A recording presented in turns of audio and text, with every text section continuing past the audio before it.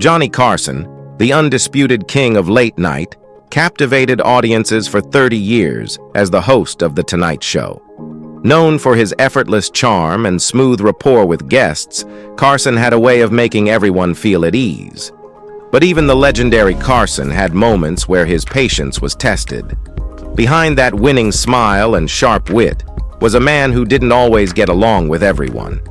In fact, Carson had some memorable and, at times, fiery showdowns with other talk show hosts and guests that are still talked about today.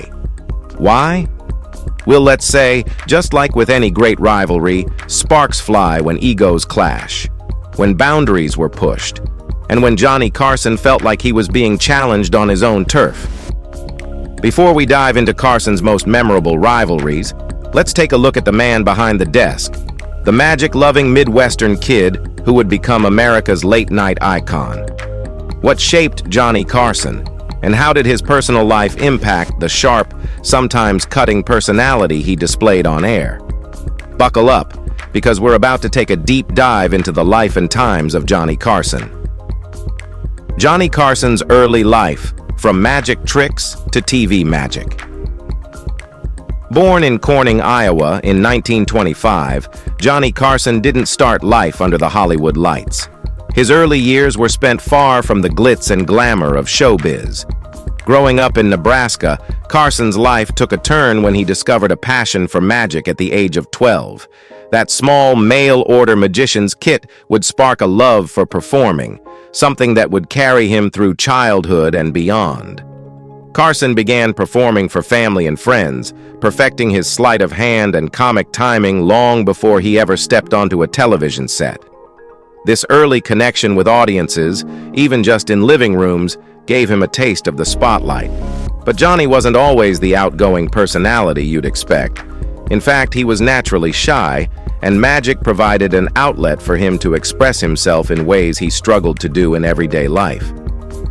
After high school, Carson enlisted in the U.S. Navy during World War II, where he entertained fellow sailors with magic tricks and comedy routines.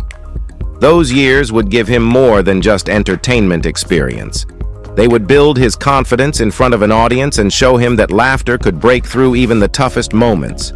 His time in the Navy wasn't just about magic, though.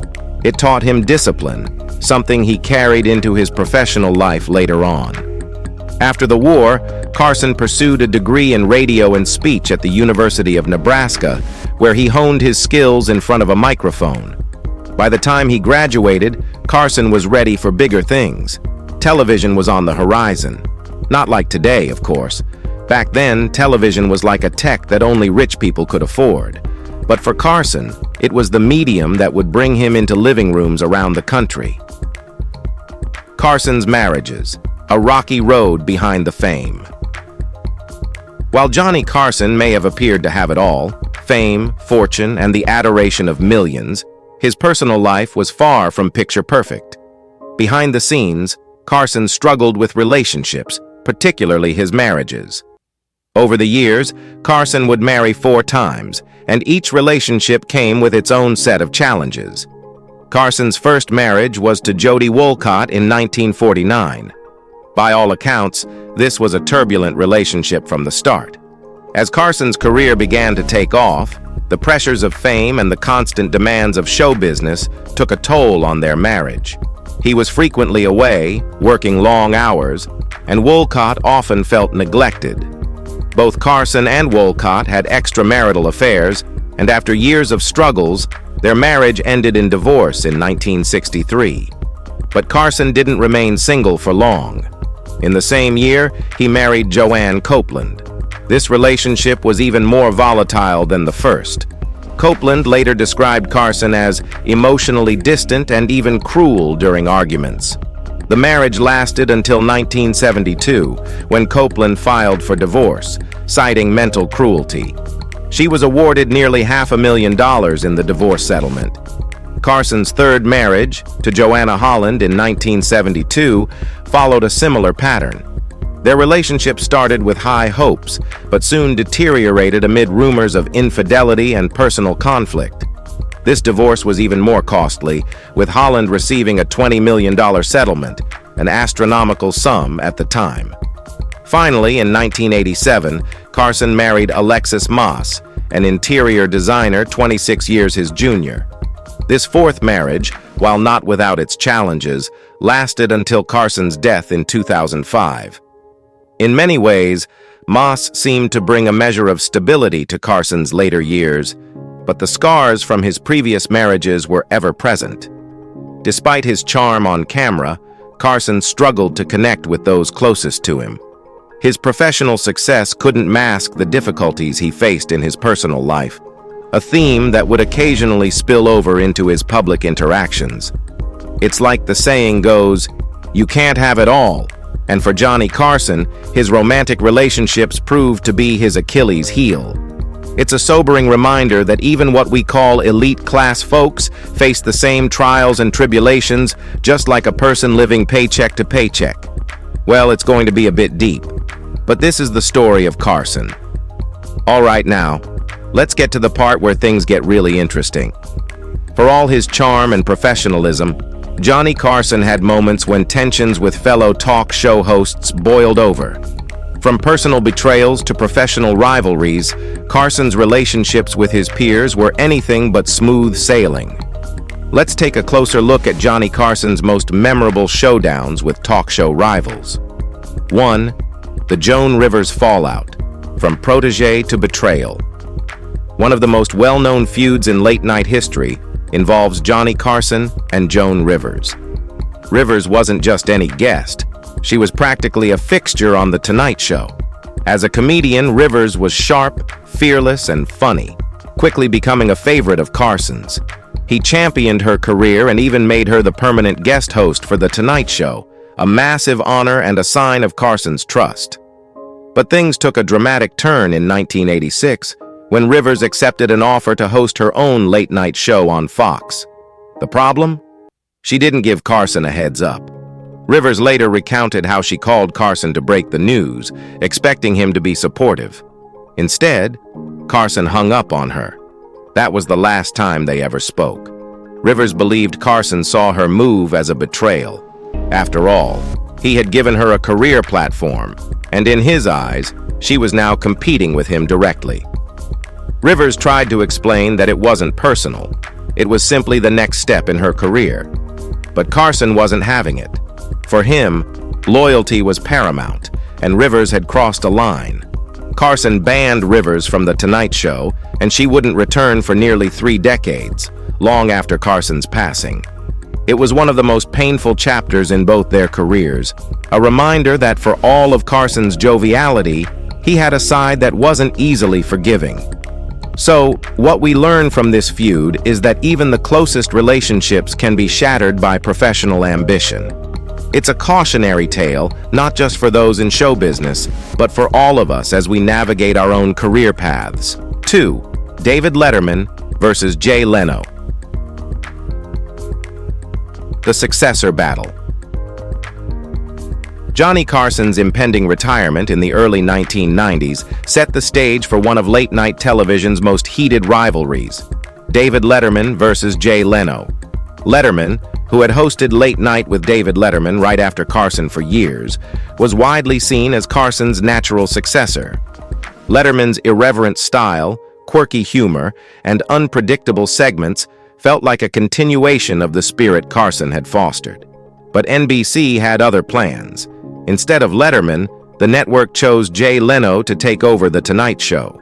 Leno, known for his mainstream, audience-friendly humor, was a frequent guest on Carson's show, but he lacked the edge and wit that Carson saw in Letterman. Carson, though he didn't publicly say much, made his feelings known in subtle ways. When he retired, he made his final television appearance not with Leno, but with Letterman on The Late Show. It was a quiet but clear endorsement of the man Carson believed should have been his successor. Letterman's hurt over NBC's decision was palpable, and what followed was a bitter rivalry between him and Leno that defined late-night TV for years. While Carson may not have directly battled either man, his presence loomed large over the rivalry, and his support for Letterman made waves throughout the entertainment industry. In the end, it's a reminder that even in retirement, Carson's influence on television remained strong. His stamp of approval meant something, and his subtle actions spoke volumes.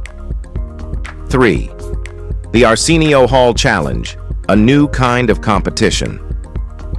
While Carson reigned supreme in late night, a new kind of competition emerged in the late 1880s, the Arsenio Hall Show. Unlike Carson's traditional format, Arsenio Hall brought a fresh, youthful energy to late-night television, and more importantly, he catered to an audience that Carson often overlooked, younger viewers and communities of color. Hall's show quickly became a cultural phenomenon. His woof-woof chant and iconic interviews with figures like Bill Clinton playing the saxophone showed that late night could be more than just white men in suits cracking jokes. While Carson never openly criticized Hall, insiders say he was aware that Hall was offering something The Tonight Show wasn't. The competition from Hall marked a shift in late-night programming, and though Carson remained number one, he knew his time on top wouldn't last forever. Hall's rise signaled a new era, one that Carson wasn't going to be part of. 4. Don Rickles, the friendly fire. Not all of Carson's showdowns were serious. In fact, some of the best moments from The Tonight Show came from Carson's playful rivalry with comedian Don Rickles. Known for his biting, insult-laden comedy, Rickles was one of the few guests who could truly get under Carson's skin in a way that had everyone laughing. One of their most famous interactions happened when Carson discovered that Rickles had accidentally broken his beloved cigarette box while guest hosting the show.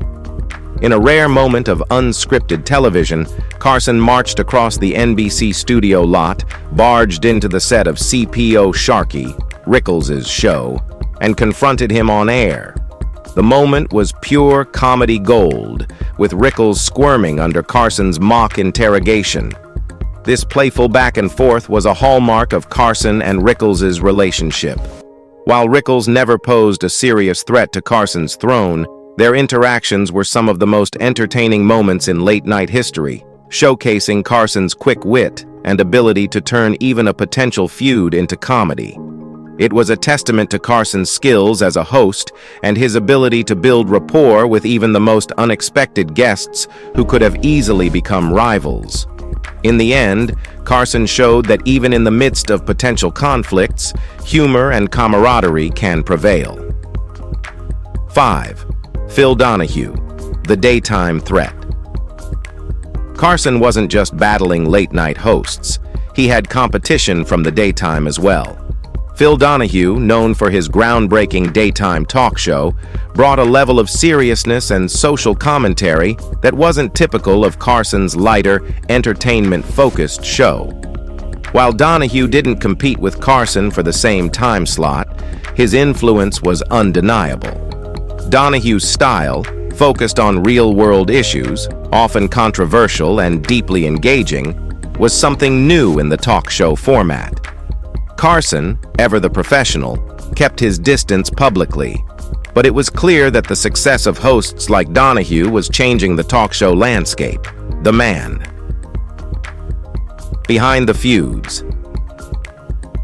Johnny Carson's career was filled with moments of charm, humor, and sharp wit, but it was also punctuated by moments of tension and rivalry. Whether it was a protege's betrayal, competition for his throne, or simply playful banter, Carson's interactions with his peers offer a fascinating glimpse into the man behind the desk. While Carson may have been the king of late night, his reign wasn't without its challenges. These rivalries, whether serious or humorous, showed a different side of Carson. A man deeply invested in his craft, fiercely protective of his legacy, and at times unforgiving of those he felt had crossed him. Johnny Carson may be remembered for his jokes and effortless charm, but these memorable showdowns remind us that behind every great performer is a human being, navigating the highs and lows of a career in the spotlight. In the end, these rivalries only add to Carson's enduring legacy as a late-night icon. So whether it was Leno and Letterman battling for the top spot, Arsenio Hall bringing a new wave of competition, Don Rickles providing friendly fire, or Phil Donahue shaking up the talk show format, Johnny Carson proved time and time again that he was a force to be reckoned with in the world of late-night television. His influence and impact on the industry continue to be felt today, making him an irreplaceable figure in entertainment history. As Carson himself once said, "If life were fair, Elvis would be alive, and all the impersonators would be dead." And we can't help but think that if life were fair, Johnny Carson would still be lighting up our screens with his wit and charm. But despite his absence, his legacy lives on in the late-night world and beyond, leaving a lasting impression on audiences and fellow entertainers alike. The king of late night may have left the building, but his mark remains forever imprinted on television history. If you enjoyed this deep dive into Johnny Carson's most memorable rivalries, make sure to like, comment, and subscribe for more fascinating looks into the world of entertainment. Also, guys, let us know in the comment section below which showdown surprised or shocked you the most.